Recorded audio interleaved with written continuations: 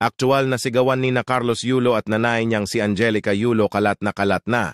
Carlos Yulo, tumugon sa viral na video kasama ang kanyang ina, binibigyang diin ang malakas na ugnayan ng pamilya.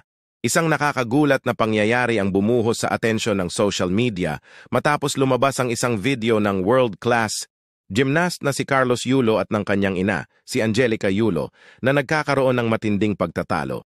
Ang video, na nagpapakita ng isang maikling ngunit masiglang palitan, ay mabilis na kumalat na nagdulot ng malawakang spekulasyon tungkol sa tensyon sa pamilyang Yulo.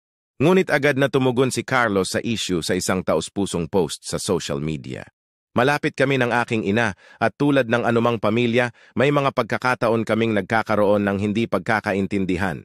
Labis ang paggalang ko sa kanya at anumang hindi pagkakaunawaan sa amin ay mabilis na nalulutas. Ang pamilya ang lahat sa akin, sabi ni Carlos.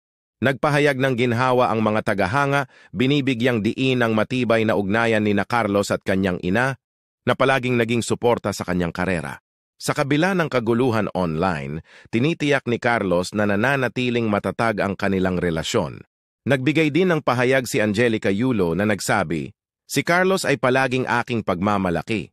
Ang nakita ninyo ay isang sandali ng pagkabigo, ngunit sa huli, palagi kaming nagtataguyod sa isa't isa." Ang insidenteng ito ay nagsisilbing paalala na kahit ang pinakamatagumpay na mga atleta ay humaharap sa mga personal na hamon, ngunit sa pamamagitan ng bukas na komunikasyon at pagmamahal, nalalampasan nila ang mga ito tulad ng anumang pamilya.